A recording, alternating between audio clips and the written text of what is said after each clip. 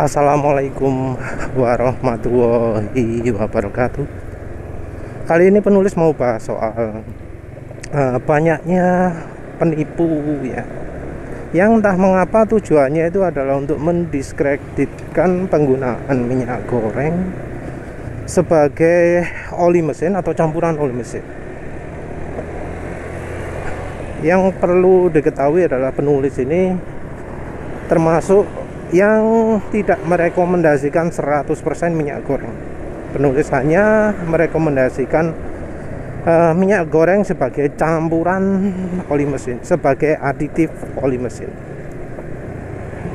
Ya karena penulis sendiri motornya, mobilnya nggak cocok pakai 100%, terlalu encer ya.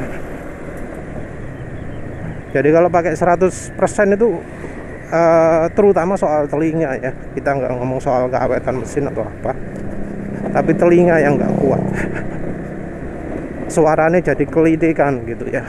Penulis pingin mesin yang senyap. Nah kalau pakai minyak gorengnya terlalu banyak jadi kelidikan, itu penulis nggak suka. Untuk motor penulis ini NMAX 10% kayaknya cocoknya.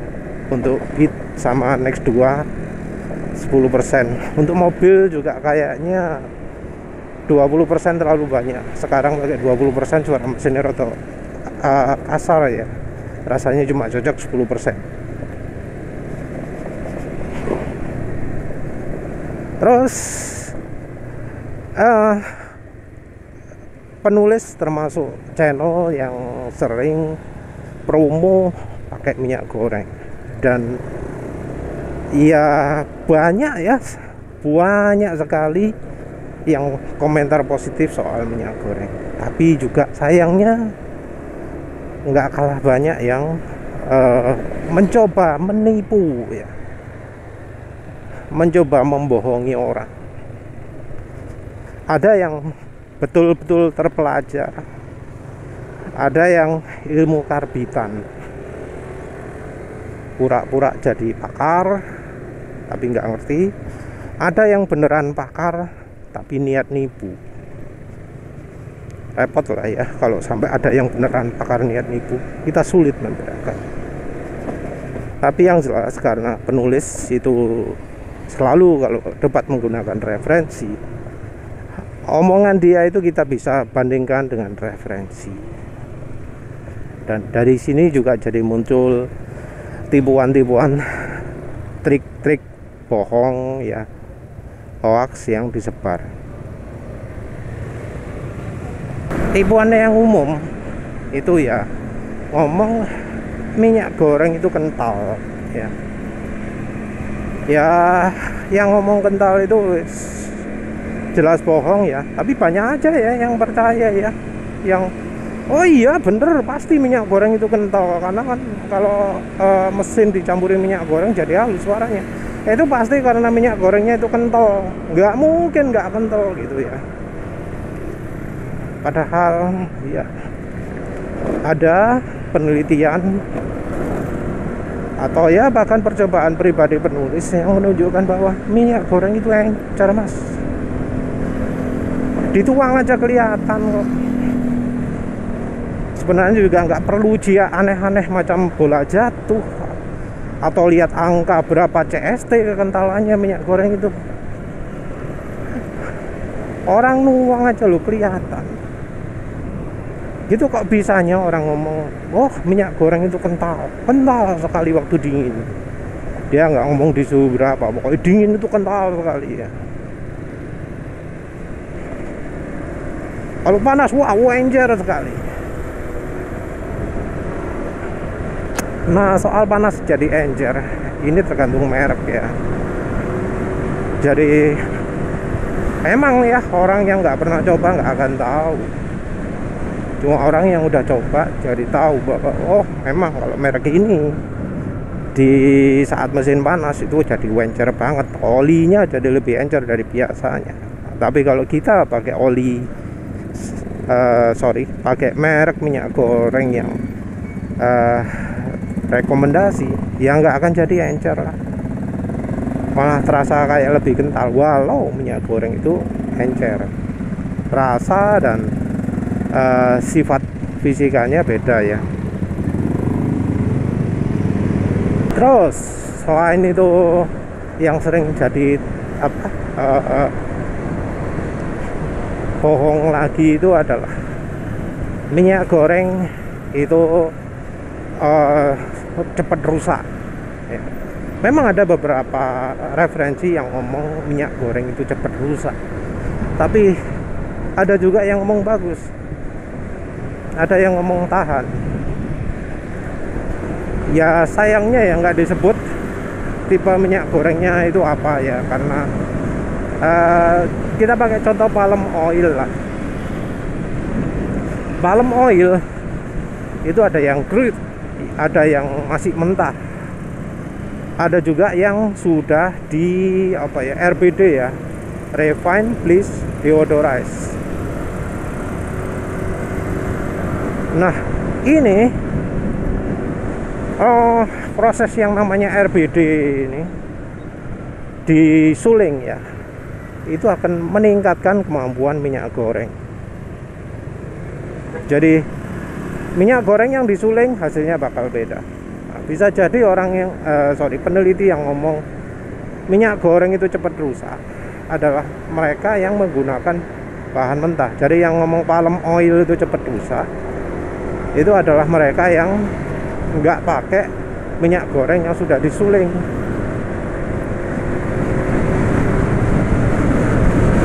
Nah padahal yang kita pakai selama ini kan ya bermerek semua ya, mereknya juga nggak semua. Jadi yang apa nggak tahan panas nggak dipakai, yang nggak tahan dingin juga nggak dipakai. Jadi nggak langsung mentang-mentang minyak goreng terus dipakai semua, enggak kan. Dan di penelitian-penelitian yang menggunakan bahan yang sama dengan yang dipakai di minyak goreng, yaitu RBD palm oil, itu nggak ada ya yang mengkritik sifat oksidasi. Dari penulis juga sering kan melakukan uji pemanasan, dan hasilnya adalah justru oli mesin dulu kan yang lebih cepat rusak. Oli mesin dulu yang apa cenderungnya hitam dulu, menguap dulu gitu kan. Jadi ya diomongi minyak goreng cepat rusak, kita harus lihat penelitiannya dulu. Itu penelitiannya yang diteliti minyak goreng seperti apa. Kalau yang dari RBD palm oil ini kayaknya nggak ada keluhan ya. Dari hasil uji penulis juga RBD palm oil, maksudnya minyak goreng, minyak Vilma, Bimoli Classic, atau bahkan Sabrina pun ya, dibanding oli mesin masih lebih tahan, masih lebih misalnya tidak cepat menguap, tidak berubah warna, bahkan belum mendidih.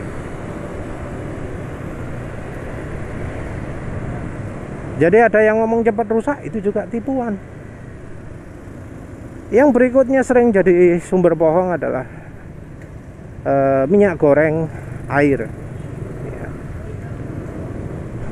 Jadi minyak goreng sering disebut mengandung air, padahal salah satu syarat minyak goreng itu layak jual itu minyak kandungan airnya ya nggak boleh dari sekian gitu ya. Jadi ada aturan pembatasan kandungan air. Jadi kandungan air itu sangat diperhatikan di minyak goreng ya, karena juga berhubungan dengan umur ya, masa pemakaian, masa penyimpanan dari minyak gorengnya sendiri. Minyak goreng yang sudah mengandung banyak airnya akan cepat rusak. Kalau cepat rusak ya kita nggak ngomong oli mesin, Untuk masak aja nggak boleh.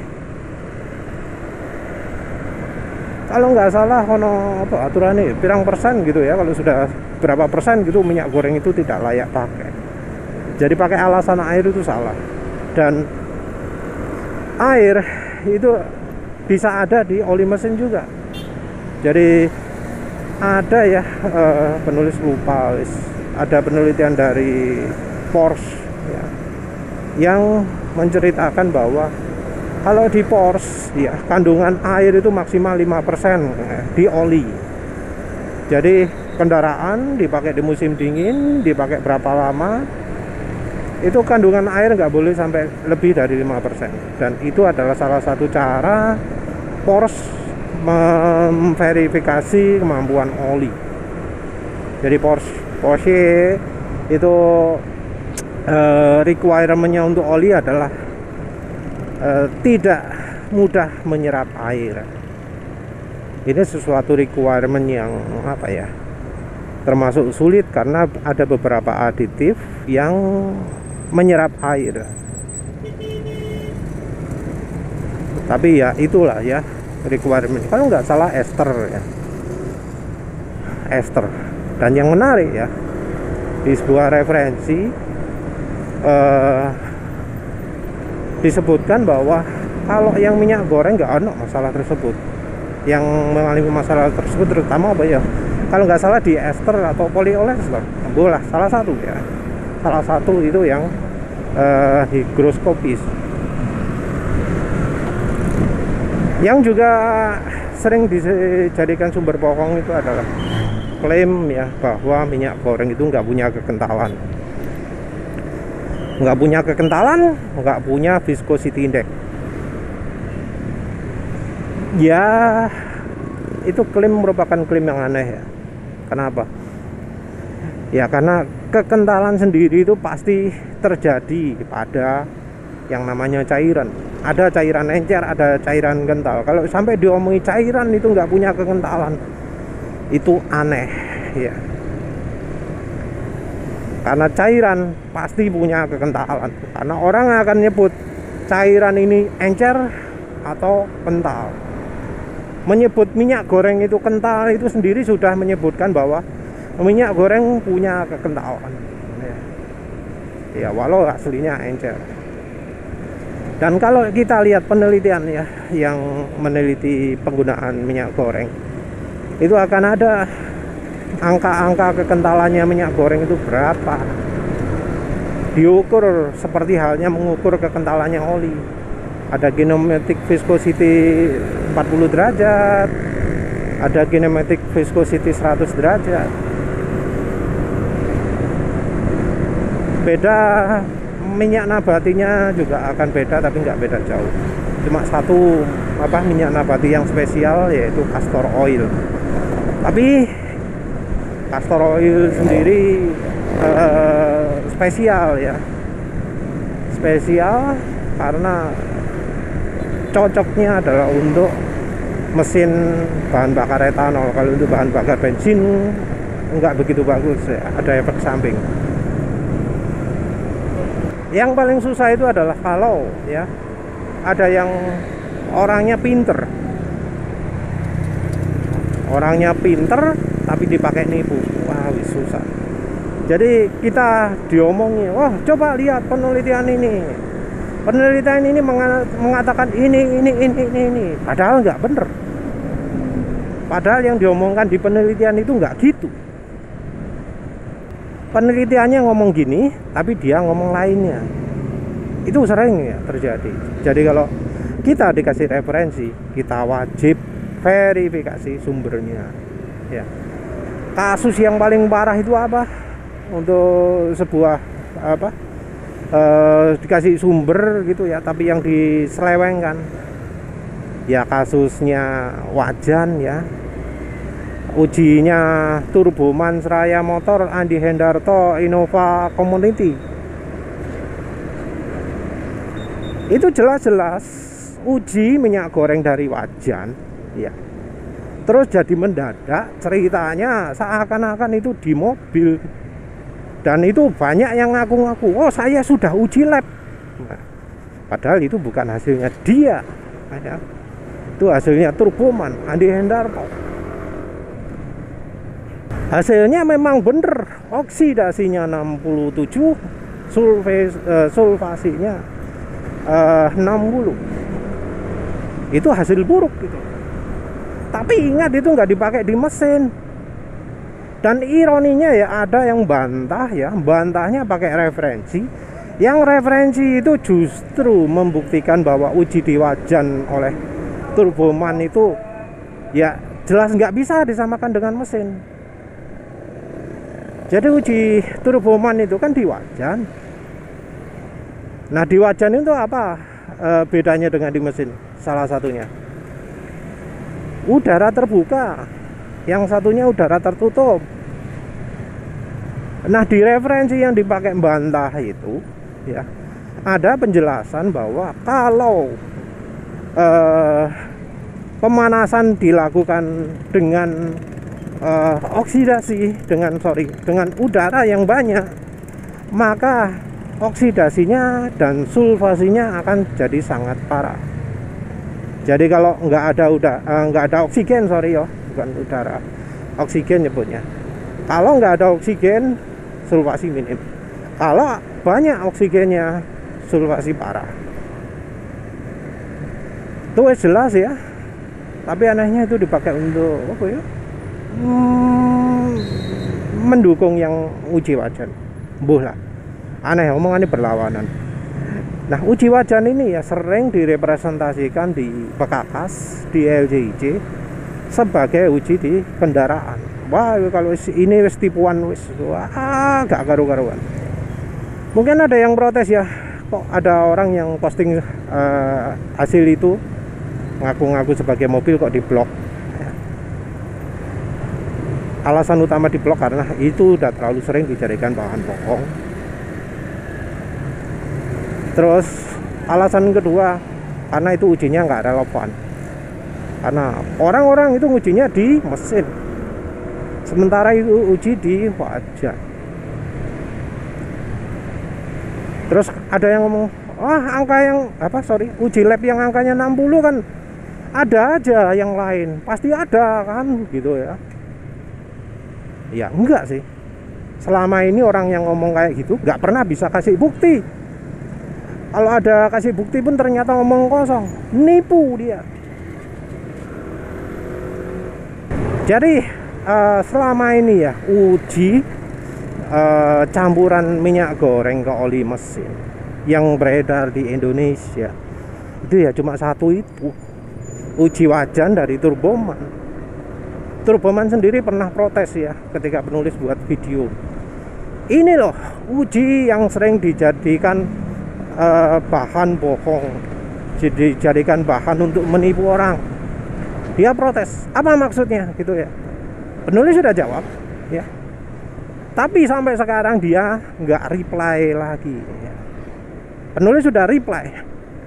Penulis sebutkan bahwa uji itu sering representasikan sebagai uji di mobil, padahal bukan.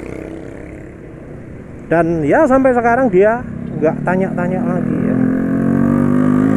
Jadi ya penulis sangat meragukan ketulusan dari Turboman ya. Kalau fair dia akan reply, tapi ternyata dia nggak reply. Dia udah tanya, marah-marah, udah dijawab nggak reply. Banyak ya tipuan-tipuan lain yang ya ngeri ya. Ngeri karena apa ya, yang melakukan penipuan itu orangnya jago ngomong, orangnya itu pinter, cerdas, ngeri lah mas. Baru kalau misalnya dia ngomong lama gitu ya, diskusi lama baru ketahuan, wah kok jadi ngomongnya kayak gini, oh kok jadi ngomongnya kayak gini, oh kok jadi tendensius gitu lah.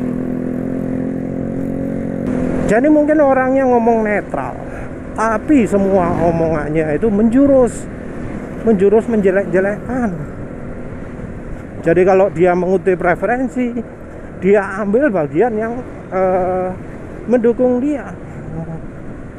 padahal dia cuma pakai satu referensi, dia langsung ambil kesimpulan gitu ya. Oh, kalau anu pakai minyak goreng pasti merusak. Oh, kalau gitu, kayak gitu.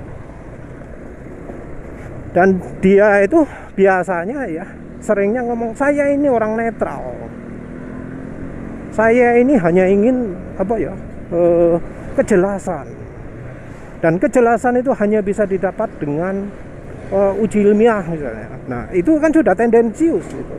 Dia ngomong netral, tapi ngomongnya kalau apa,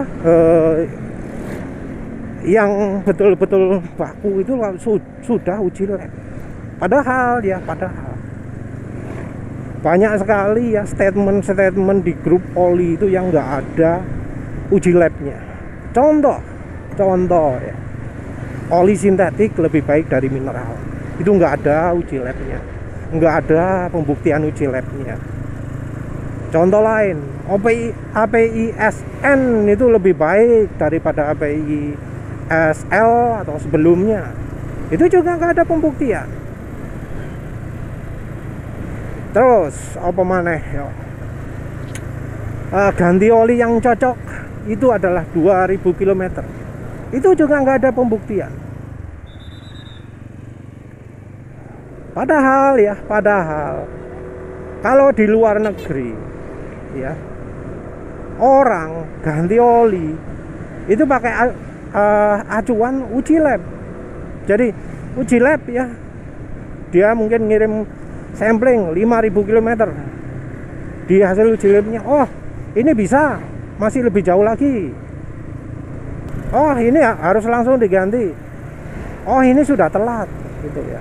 Dan uji olinya cuma tentu bukan cuma uji partikel tok, tapi banyak, termasuk juga fuel dilution, termasuk juga apa maneh sing gawe uji untuk pemakaian itu, kinematic viscosity ya, HTHS, kandungan air. Jadi di uji lab itu ada loh ya, uji kandungan air di oli, sesuatu yang ya dianggap mustahil oleh mereka yang anti migor, karena dianggap oh migor bahaya ada airnya, padahal ya namanya oli juga bisa ada airnya. Apa maneh ya, boh lali wis lah, udahlah. Tapi yang jelas ngeri ya, terhadap banyaknya penipu anti migor yang argumentasi tapi modalnya nipu sini nipu sana gitu ya. Kalau ada penipu seperti itu ya, kalau ketemu ya penulis blokir, karena ya penulis nggak pingin channelnya itu jadi dipenuhi orang yang argumentasi modalnya nipu.